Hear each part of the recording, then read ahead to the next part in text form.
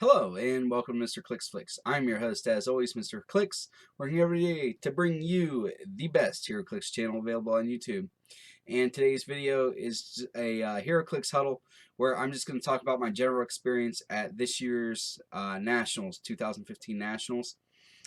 Overall, I'd say it was a positive experience. This was my first big tournament like this.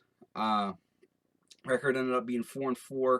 It was really tough with sealed. My first sealed, my pools were crappy. My second sealed, I don't know. The last match I had a bad matchup. The first match that I lost, I was on a bad map. But anyway, so just go ahead and talk about my experience. First of all, first day ended up being a little bit disorganized as far as the qualifiers go. They had everybody in one line. And at the very beginning of the day, it was you could buy your purchasable con exclusives and register, and then you got your badge. And it was taking forever. And then somebody finally wised up and was handing out vouchers for the purchasable exclusives, and then everybody that was registered stayed in line. And I didn't understand, if you're pre-registered, it's supposed to be faster. So like they should just be handing the stuff out to you if you're pre-registered. And then it was smart about the con exclusives to sort of trickle in the line. So that was good. And then the Battle Royale people had to stand around for like 2 hours until their stuff got started because it took them so long to get the qualifiers going. Something that I didn't like was they flip-flopped on how the qualifiers went. At first, it was if you were in the top 16, barring the people that were already qualified from the WizKids Opens, that if you were the top 16 in your qualifier, then you made it to the top 32. And then the same thing with the second qualifier, is that would happen. And then when you got there, you found out that that was not the case. You had to, if you went undefeated in either qualifier, you were in. But if you didn't, then it went to cumulative record. So, and it was cumulative for both qualifiers. So if you went 3-1 and 1, then you needed to go into the other one, because if somebody was 4-4 and they did both qualifiers, they were ahead of you, even though you went 3-1. So you had to do both. I thought it was kind of crappy. There were a ton of people that were 6-2 that probably should have made it. Ryan Morgan from Glass Cabinet Films should have made it. Patricia Lamb was there. I don't believe she made it to the top 32 because of points. It was just, I didn't care for that format, and so I didn't like that they went one way and then he flip-flopped back. If you want to do it one way, that's fine. Just say it ahead of time, like a week ahead of time. It should be like written in stone. And then like nobody was emailed about anything. Like they sent us email saying that the venue changed, so that was fine. But then sent us email saying, hey, this is how the qualifiers are going to be ahead of time. Something else was like after each round, they would, take everybody's score sheet and figure it out. And then instead of, they'd just shout out the names and say, you sit here. And the first one, I was literally beside the guy shouting names and missed my name because it was that loud and difficult to track. So what they should do in the future is either they have enough money to just put a monitor up in front and just like screen share the WizKids event system, and it just says, so-and-so versus so-and-so at this table. And then it's just a list like that. And then you don't even have to yell. Everybody can go up and see where they're at. They don't have to ask.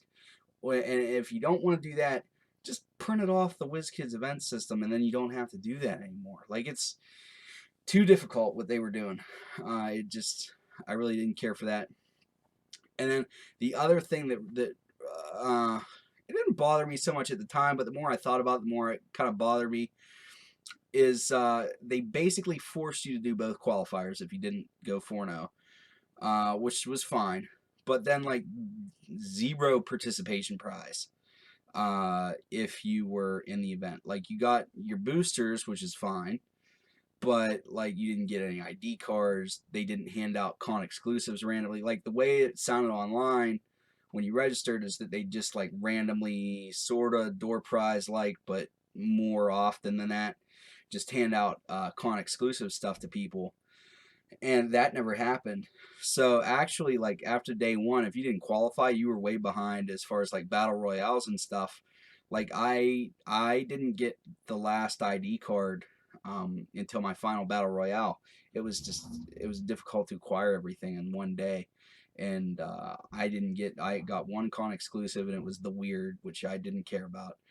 Um, that was a winnable one, and then so like it felt kind of like you spent your 8 hours trying to qualify and you didn't get anything for it. I felt like they could have at least, if you didn't make the top 32, give you a set of 3 of the ID cards. I'm not don't gotta give everybody Spider Ham or something like that. Just give you 3 ID cards, especially if you played in both. If you played in one or you played in one and then dropped, I could understand, well, you have time to go play in the Battle Royale, let's go do that. But if you played in both and you didn't drop, I felt like they should have given you something since you didn't have the opportunity to do that.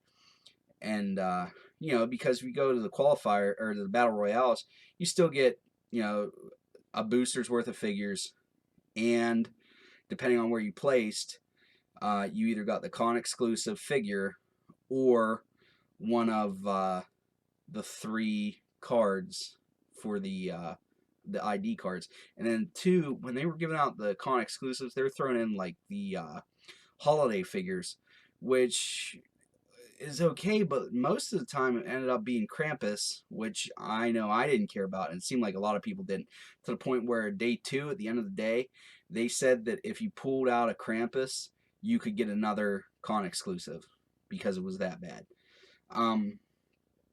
So that's sort of how I felt about that. It was like at the time I was like, well, I had fun, I got my couple figures on my boosters, and then I was like, wait a minute, like I didn't get any of the convention stuff other than the purchasables. I was like, that kind of sucks. As far as the people that were there, I didn't really. I mean, as far as smelly, there wasn't really too many smelly people. I only caught a whiff once or twice of someone. I only saw 1 or 2. How do I put it the nice way? Dinks. I only saw a couple dinks. Luckily, I didn't have to deal with any of them. They were just in different games and just around and causing problems. So I didn't have to deal with any of those. Anybody that I played directly was like super cool dude, easy to play with. I let them take some stupid stuff back, or if they did stuff like out of order, it was fine, and they did the same thing for me. Played against one kid that was a little intense, but that's kind of what I expected. He's again, I wouldn't really say he was a dink. He was just a little intense. But other than that, day 2 definitely ran smoother. I got in 2 team battle royales and 3 individuals, and I probably could have got in 1, possibly 2 more had I not stopped for lunch. So to me, that's a lot of battle royales, especially considering that we were done at like 4 and they didn't start until 10. So I thought that I did pretty good on that. And they seem to run a lot smoother. Battle royales seem to fill up quicker. You look online, I guess they had a lot of trouble with the battle royales the first day, although since I was in the qualifiers, I didn't really notice that.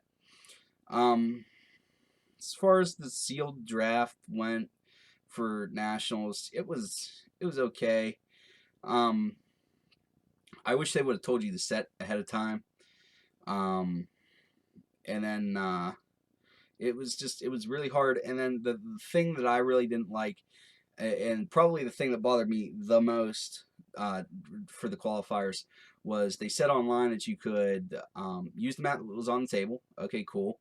Or if you brought a map, you could, if you won initiative, pick one of the maps you brought with you as long as it was from Modern Set. So I brought all these maps, and then you get there and they say you can't use them. I don't know why. Maybe they were worried about it taking too much time. Um, I'm not entirely sure. I didn't hear them justify that. But, you know, there was more than once where the team that I was either playing against or playing on, like the map really wasn't suited for me, and I had won initiative and would have totally picked a different map, and I couldn't, and I was just on a map that either like totally hamstrung my team or was really advantageous for the other team. You know, if it didn't, you know, totally do me in, it was super good for my opponent. So that was probably my biggest gripe, was the map thing. But overall, I had a fun time overall. You know, I'm throwing all these negative things out there, but that's what you guys like to hear, you know, with what I didn't like. But con exclusives, it seemed like the purchasable ones, pretty much everybody that registered for the qualifiers got them. And I saw a ton of people that weren't registered still walking away with at least one set of everything. And I didn't see too many people walking around with like 16 of one figure, you know, that you knew they were going to be peddling on eBay. So I like that. I like that they gave everybody a voucher saying if I'm sorry, if you're pre-registered, as long as you come before this time, you're definitely going to get one of the purchasables. I really liked that. I thought that was probably the biggest hit I had of the weekend, was that they made sure that if you wanted them, you had your shot to get them. But overall, positive experience, good people. The judges were very direct, but I wouldn't say they were rude. You know, you got to be direct because there's so many rules lawyers there that if they say something and they're not super firm about it, then they're going to be like, oh, well, what are you talking about? This is how it's supposed to be. Like, they had to be firm. So they weren't being buttheads or anything like that. They were just firm. Nobody was super smelly. Met a ton of people. Ryan Morgan's just as cool in person as he is on YouTube. I got to meet him. I only talked to him for a second. He seemed like he was a popular guy to talk to, but he was cool to talk to. Hopefully made a couple friends, and looking forward to playing at Worlds, where I'll hopefully be able to do a constructed team and do a little bit better, since I'll be able to control some of the stuff. You know, like having a slightly higher attack value, or at least having some support powers. My first qualifier, you go watch the video on it. I just had atrocious pools with like no support powers or anything. It was hard. It took a lot to go 2-2. But that's all I have for you guys today. As always, please remember to like, comment, and subscribe so that you can be one of the first to view my Heroclix videos as they become available. Till next time, please remember that it's only critical miss if you don't have probability control.